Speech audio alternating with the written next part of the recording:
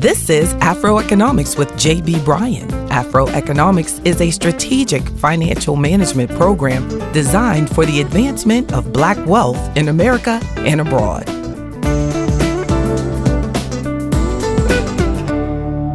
Thank you, everyone, for joining me tonight for Afroeconomics Live. I got a little bit too excited. It started without cataloging this. So I want to make sure that I first acknowledge Ethel Hayes for hanging out with us tonight, a longtime Afroeconomics member, along with Frank Anderson as well. They are into real estate, as well as many other things. But I asked them if they would share with me tonight on whatever they feel like one of the pros and cons and whatever they wish that someone had told them. Because one of the things about life is as you grow as a person, you just become obsessed with the need to make someone else not make the same mistakes you made. So these two kind people are committed to like helping. And this is just a great opportunity for us to exchange. So I appreciate their presence. Someone has made a chat. Oh, thank you, Ms. Cotman.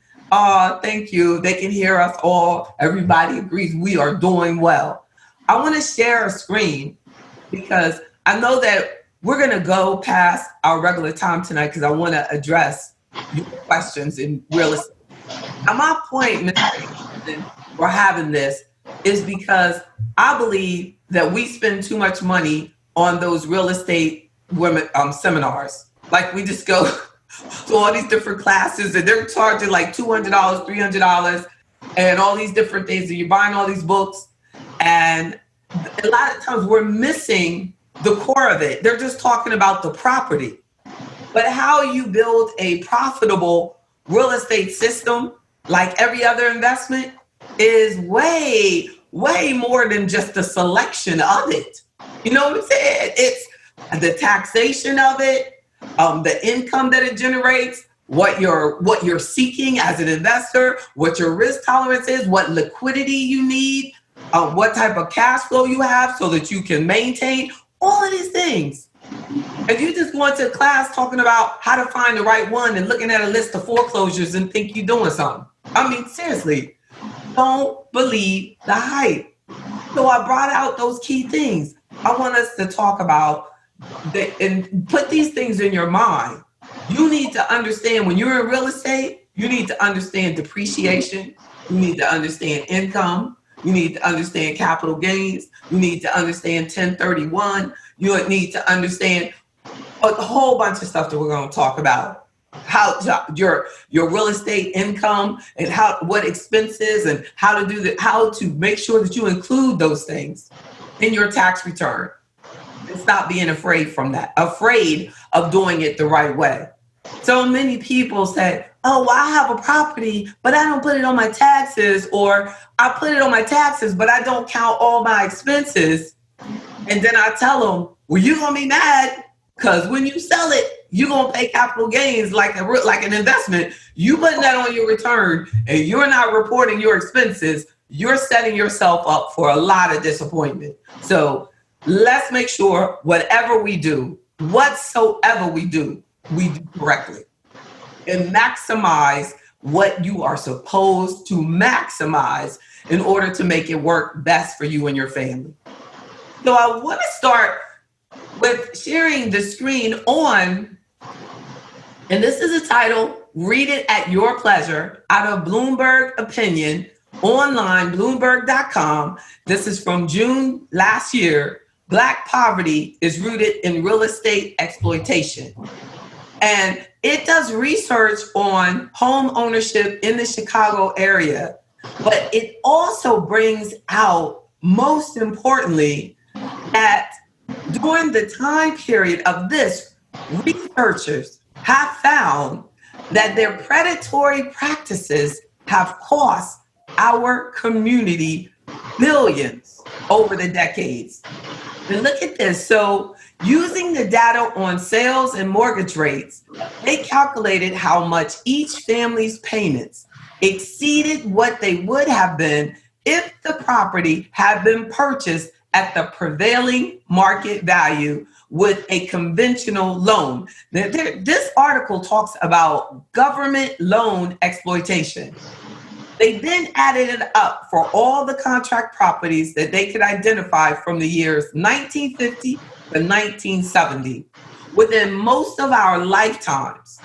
The outcome, Black families were overcharged somewhere between $3.2 billion to $4 billion in 2019 dollars. The real estate agents and investors who profited were almost exclusively white. So this represents a direct transfer of wealth from one race to the other. Even worse, it says, the contracts, exorbitant terms, along with the lack of equity to borrow against, because they left Black families, let me pull this up, without the means to invest in their properties, contributing to physical decline of their neighborhoods. This is real. This is real now. There was the FHA scandal, and then the predation ended in the 1960s. It evolved.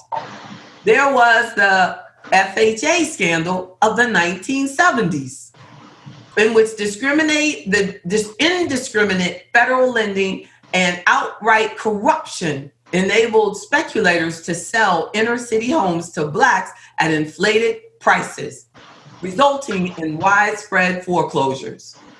Look, come on up.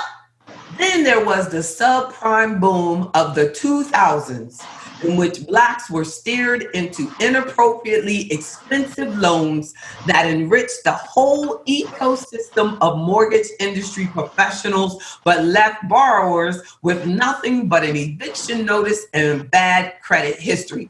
This is in the 2000s, and this is real. And I write about that in my book. So this is why we have to get a better understanding. You're talking about over this all the way up into now, and we still don't understand how we're being taken advantage of when we don't have knowledge. We have to make a commitment to getting a better understanding of things and not just doing things because it's popular. We're just out there buying houses with no money down just because it's a government program that you can put $500 in and get it. And then you're paying all these extra interest rates because your likelihood of foreclosure is so much higher because you have not invested anything in it. And I've had multiple clients tell me what has helped them is the fact that they were forced to. We're talking about they were forced to back in the day, even on an overpriced property, they were forced to put 20% down. So if you were forced to already put down, like even on residents, they didn't want to loan money to us at all. So if you're forced to do that, then you already have some equity in it. But we feel like they're doing us a favor by allowing us to buy homes with no money in savings, no money set aside. And one time, it was back in like 2007, 2008, or whatever, I was like, really like, I want to do homeowners classes. And I signed up, for the government to do these little classes and everything. And I said, well, what you're teaching them is wrong. Like, these people have some savings. And they were like, no, just stick to the script. This is why I said, well, you don't need a financial advisor to do these. These should be whatever these people that you have that are doing this, because any valid financial advisor should be telling the truth. That is ridiculous. And I was like, I can't do these things. You don't want to call me, because almost everybody in the room is not ready to purchase a home. So some key things that I want you to write down is that you need to understand before you buy anything that involves signing your name on it. You need to understand what debt is and how debt can impact you. And I don't care how many people tell you that you are able to get this property with absolutely no money down, that the likelihood of that is I have never seen it before. With no money, well, I'm saying real estate from a real estate investment perspective. Because an investment property is seen totally different than the house you live in. So they'll let you get your primary residence with very little down because you're not going to have anywhere else to live. So they're thinking, well, certainly they'll pay this loan because this is where they live. But on a rental property or something else, you have to really think about it. I mean, I have seen people use hard money to purchase real estate investment properties, and the property does not grow over this 90 days because they promised themselves that I'm going to use this hard money lender. And then over that 90 days, it's going to be, I'm going to get it, I'm going to fix it up, and it's going to be worth so much more. And then it doesn't happen. It doesn't happen. So, Mr. Anderson, before I go into some of the depreciation and things like that, could you just tell me that how you feel, what would you say is a key thing when you first decided I want to look at real estate as an investment? Like, what did you have to what was the key thing that helped you be successful at it? You might not see yourself as successful, but you've had properties a long time and you still have the ones that you want. That is successful to me. Yeah, well, I started this about 40 years ago, but I didn't really think about it as far as getting into real estate. I lived in New York at the time. I bought my first house in Queens, and then my job, and I stayed there for a few years. And then my job I transferred jobs to another location, which was out in Long Island. The commute was too much. So I decided to rent my house out in Queens and buy another house in Long Island. So I did that and stayed there for years and was collecting rent. And the rent was enough to pay all of the expenses for the other house. So I learned that, hey, this is kind of cool. I got another property and it's being paid off. Then when I moved to Virginia, I sold the house that I was living in, but I kept the one that was in Queens, and I moved to Virginia, and I bought a house here in Virginia. And then I understood that, hey, you could buy houses and make some money off of it. So then I learned, well, my father was kind of skillful, my brother was kind of handy, and I learned to be kind of handy. So I started buying raggedy houses, what you mentioned earlier, but I bought rundown houses that were maybe foreclosed on, was empty, abandoned, and I fixed them up. Me and a couple other, I got a couple other people to help me out, and I fixed them up and flipped. And that's when flipping was going on, and I flipped a few houses. Then the flipping era kind of died down, and I bought some. And I couldn't flip them anymore, so I started renting them out. I'm J.B. Bryan, the creator of Afro Economics, a strategic financial empowerment program based on 10 timeless financial principles like generational wealth and legacy, financial knowledge, credit confidence, entrepreneurship, self-reliance, and more. Afro Economics gives you the guidance and tools you can use to develop and sustain wealth.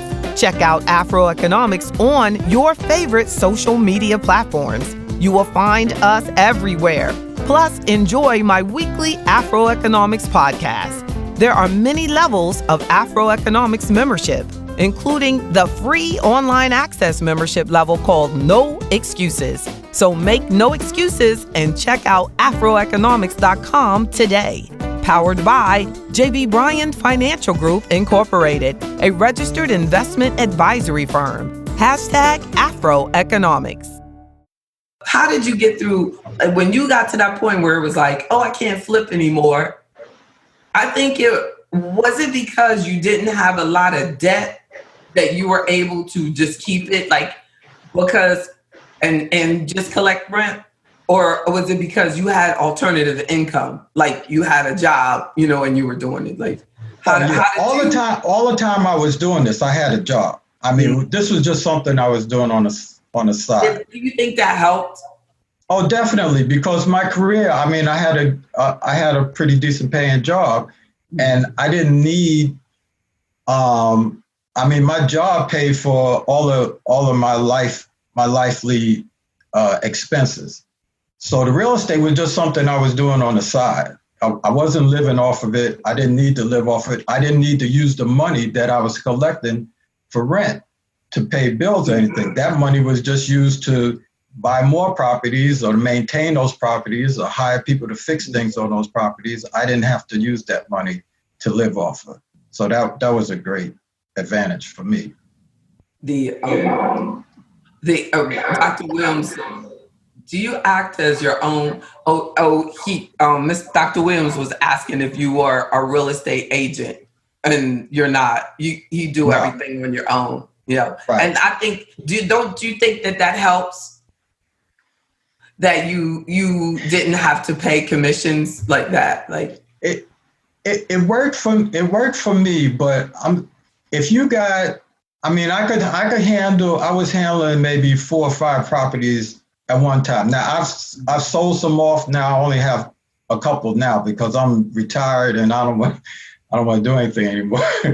But if you know how to maintain the properties, I mean, I picked up skills in plumbing, electrical, I mean, I could do a lot of things myself. Mm-hmm. So I didn't have to hire a maintenance crew. I didn't have to hire people to maintain my properties. But if you are not handy, then it's best for you to get a property manager. It's best for you to get somebody who could take care of your properties. But fortunately for me, I'm pretty handy. And I think it does make a difference. And I was saying the other day about people who buy their own business, but they don't, I mean, they start a business, but they don't do it. Like someone who buys a hair salon, but they don't do hair. Like, it's like, if you can't do this, if you're not willing to do it, then it can. Well, what would you say about that, Ms. Hayes? Are you a handy person? Do you do your own maintenance, or did your husband do the maintenance, or how does it work?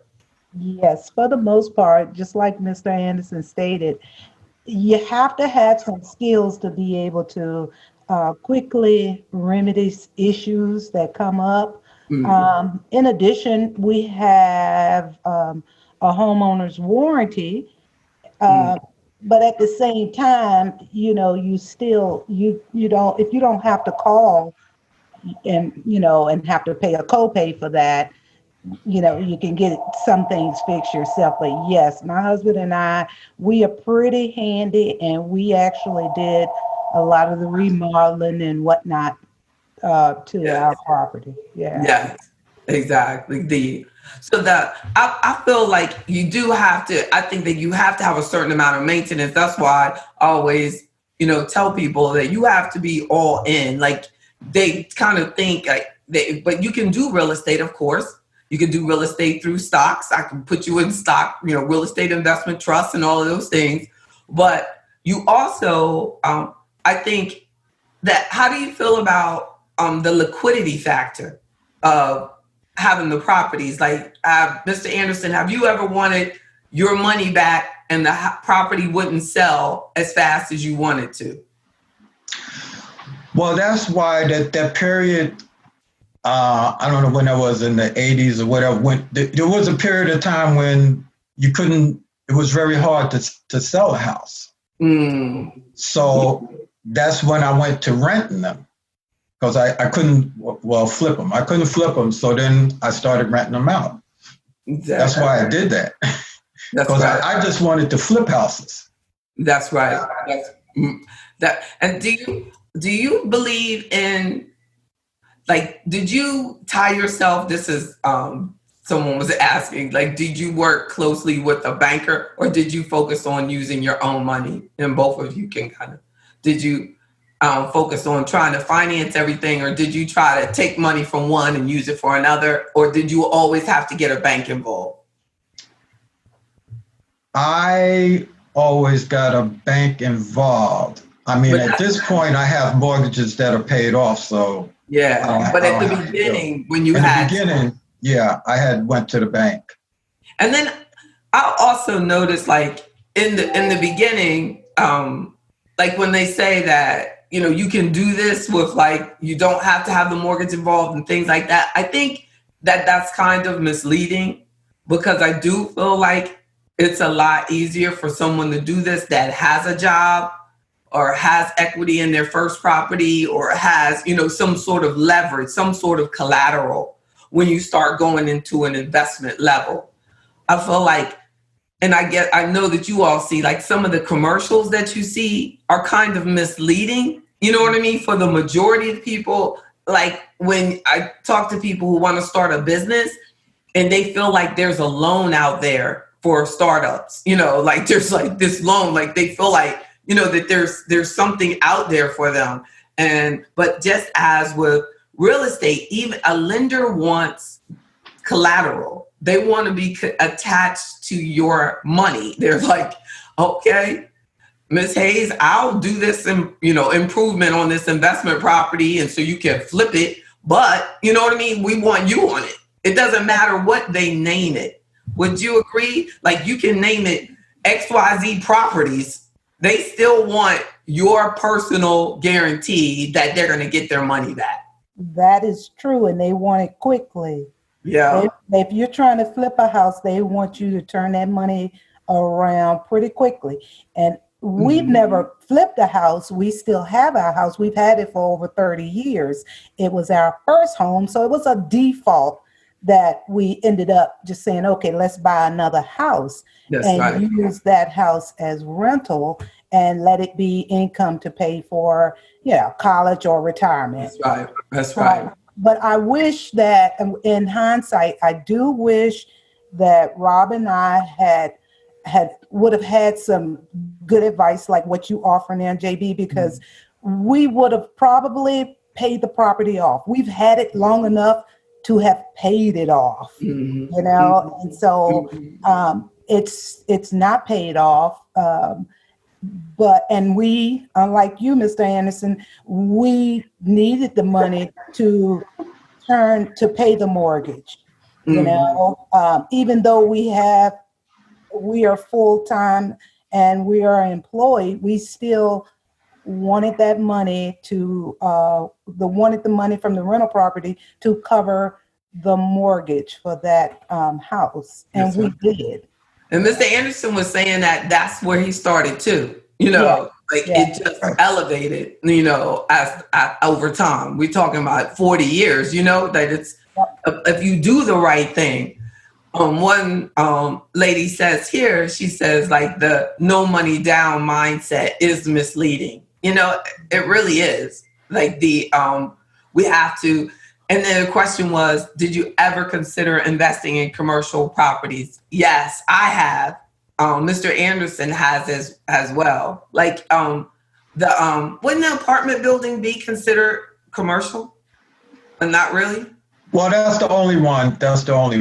But all the other single family houses would not, they're just single family houses, and I just Or maybe they would consider, what do y'all call that? Like multi-unit instead of commercial, where mine truly was commercial property. Yes. And but I found that for commercial property, I started researching so much that it wasn't cost effective for me to have that much money into the commercial property anymore. And because I planned the sell of it, it worked out for me. But if I had listened to everyone else, I would not have sold it. They kept saying, don't sell that. You can do this and you can do that. But I know what I do for a living. And when you do real estate, you have to be in it for real estate. And I did not have any time to be anybody's landlord, you know what I mean? And things like that. It was like, if this commercial property can't produce for me. So I used to live up top and use my office on the bottom. And I grew out of that experience. And I said, it's time to plan to move, to sell, because this isn't working for my long-term goal going forward.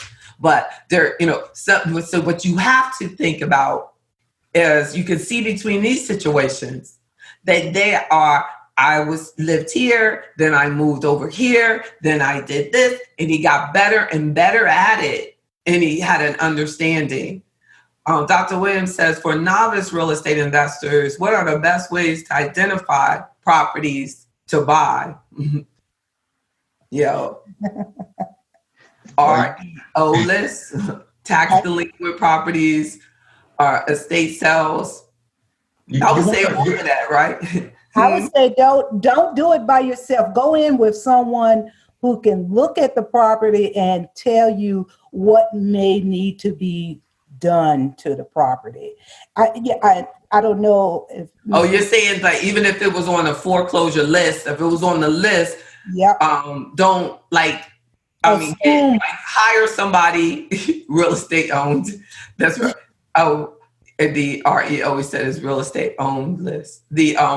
But that hire somebody like kind of like if you were going to buy a used car, right? You would want to take it to a mechanic, to make sure you want to make sure you have the house or the property inspected. And I just say, don't assume that it's turnkey and that you can go in and say, oh, I can do some decorating and cover this and cover that. Because I feel like that's the mistake I made on my commercial property. It was like 6,500 square feet and everything, Mr. Anderson, was on the roof. And I didn't get that. I had no idea what that meant. You know what I'm saying? Like everything was on the roof.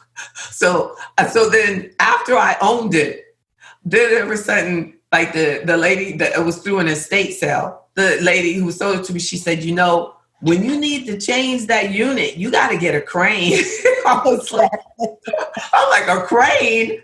And then, so as things started falling apart, I started factoring like the crane's going to cost this is going to cost that. And I had a maintenance agreement on all of it. I bought it from the owner who had it for like 20 years. It wasn't even an old property. And as soon as I used that equipment warranty, they canceled it.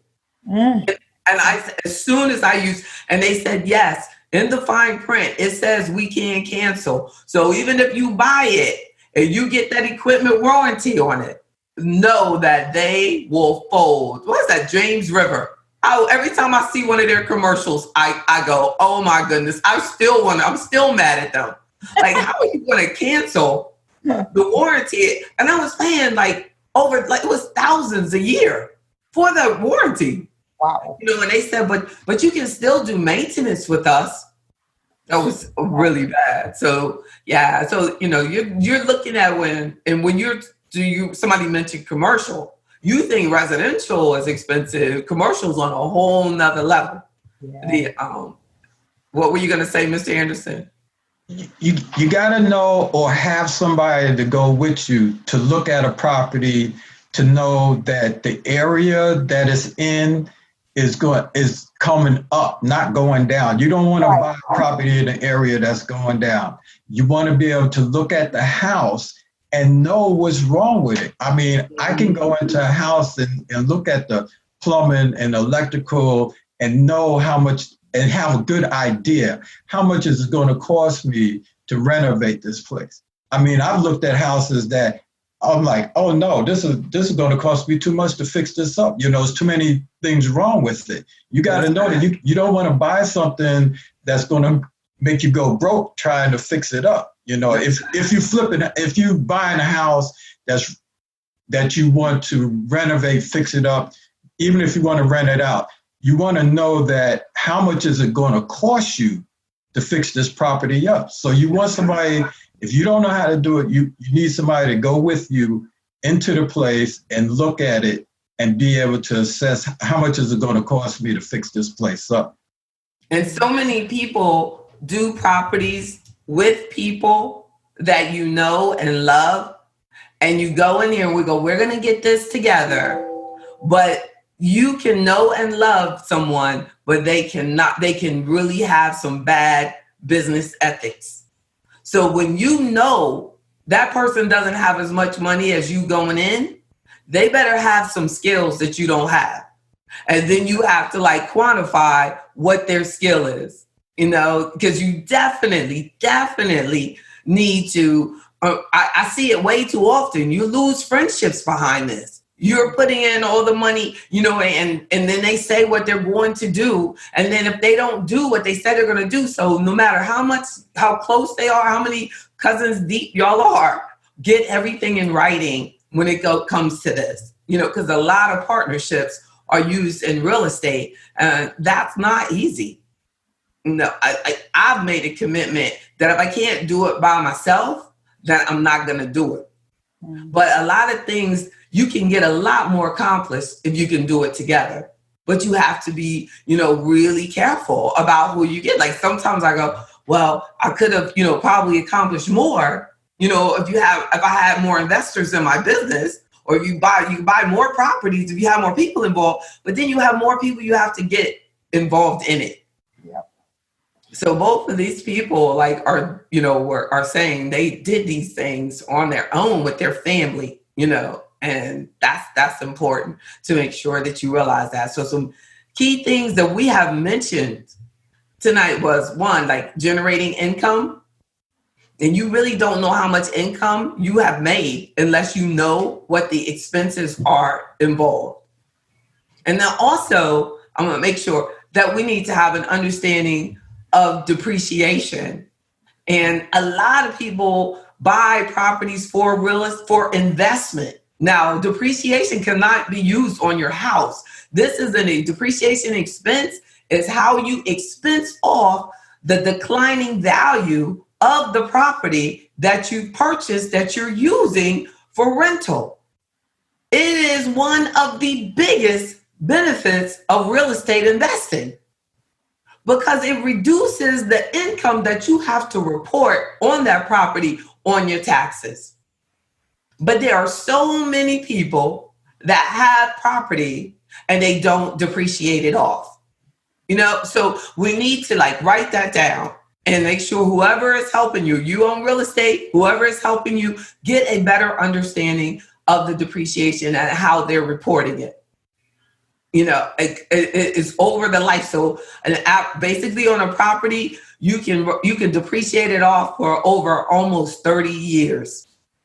But when you sell it, what happens to that depreciation, Mr. Anderson? You pay it back, right? It's all added back.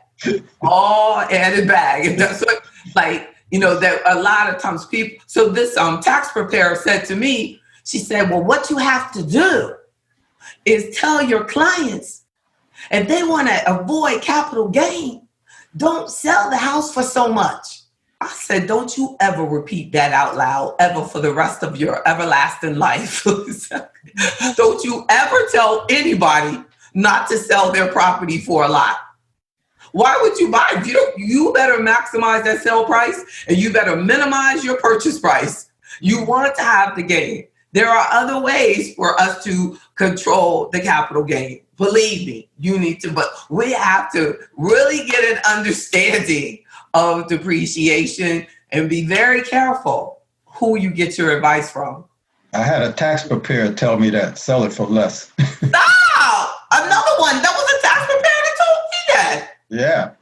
That is, well, what we need to realize is that a financial planner is different than a tax preparer. But when we go to the tax preparer, we really do think that they have an understanding and they don't have any idea. You have to actually ask for someone that is very successful in real estate, if they were really, going to someone to get, strategies, but you wouldn't be at tax prep time because you already will have done everything wrong, so because all they're doing is taking the value of the property and then they're doing it for them. Right? They don't even probably know what depreciation is based on. This, the value, and they just fill in the blanks, divided by 27 and a half years. That's how much you get. You're in year 6, you know what I mean? Every year, blah, blah, blah. Then they add it all back when you sell it, So you might feel actually, they take it all back from you when you sell it. So your capital gain is larger. So you might have, feel I only made, this much. But then they go, no, you wrote off all of this. So on your depreciation, you know, so no, you got to give us that back, you know, so it makes your gain look larger because it's pulled away from your cost basis. Well, but hopefully, because I'm speaking really quickly, but just know that depreciation will be factored in your sale, and it does increase your capital gain because you've been enjoying that tax benefit for the entire time of having the property. And this is there a cutoff age for capital gain tax? Yeah, like death. That's about it. Good question though. No, they gonna get you. And I think like someone else will pay it after you die. But yeah, good question. No cutoff age. Property taxes sometimes, but not on that gain. It says, if you have rental properties, what are the pros and cons of engaging in a property manager and engaging a property management company? We talked about that. You know, we're saying that it's the only con is that the expense of it. If they're charging you $200 a month, you know, that's over $2,000 a year. So it's an expense, but it's taken away from your income, you know, what you're making on the property. So we shouldn't get really excited about losing money all the time on real estate.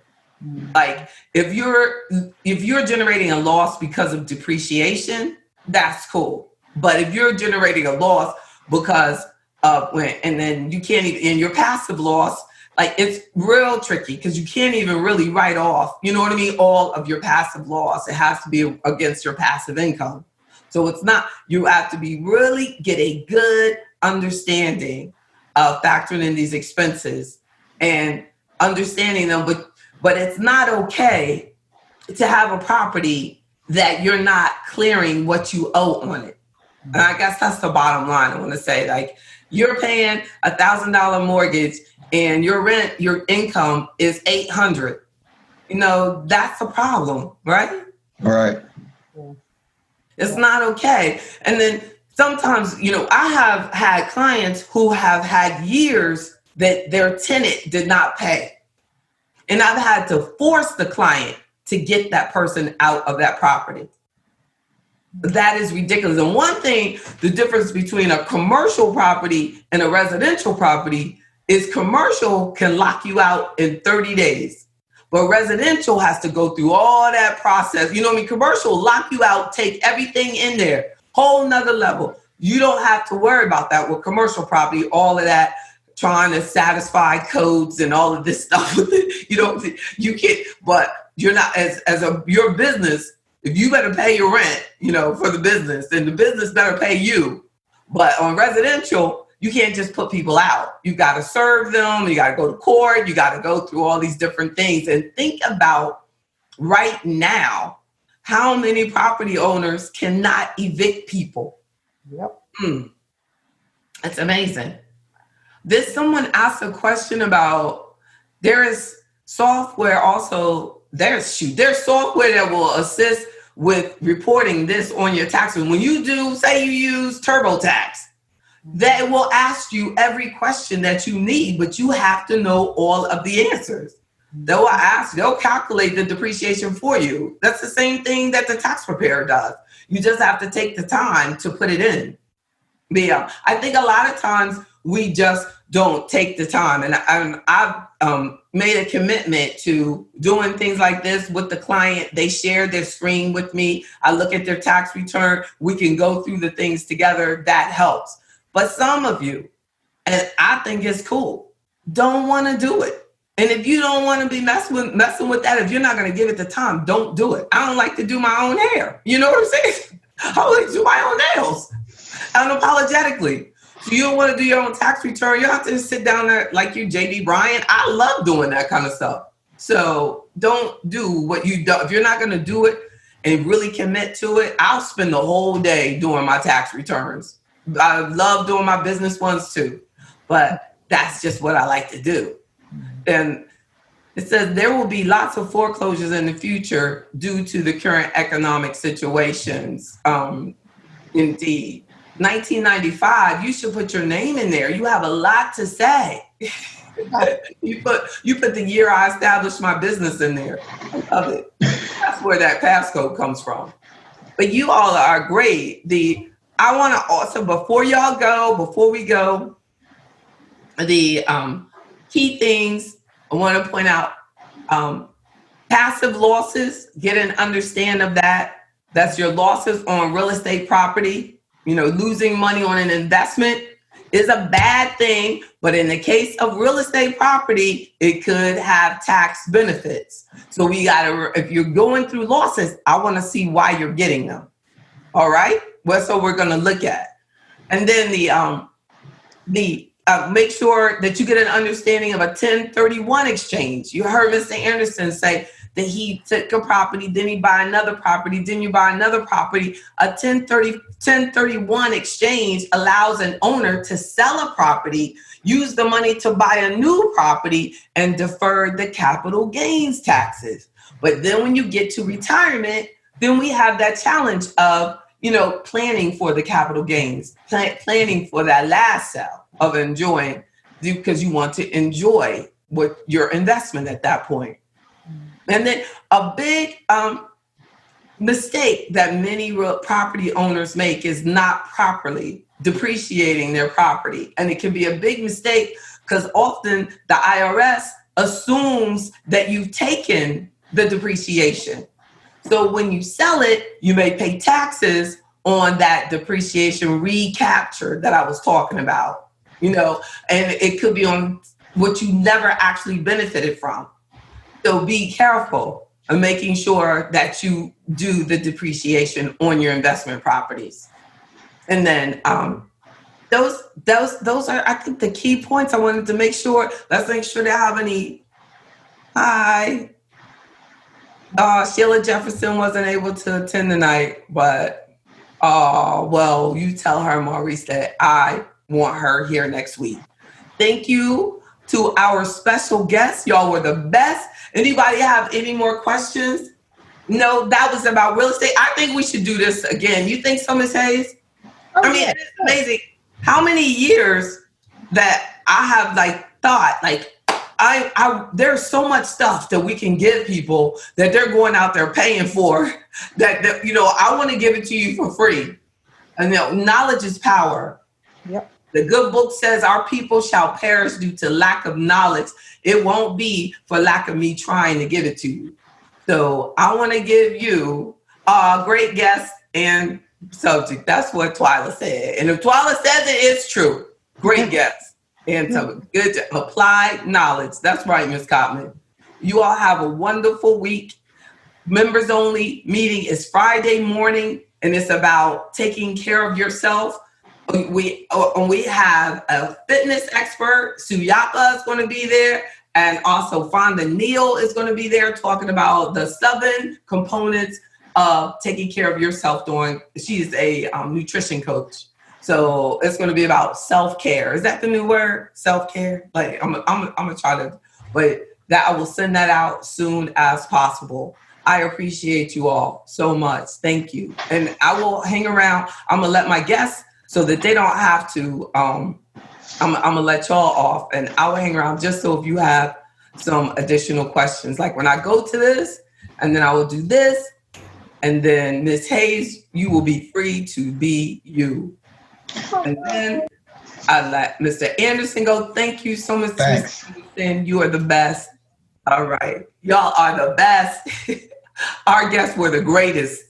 Y'all have a wonderful night.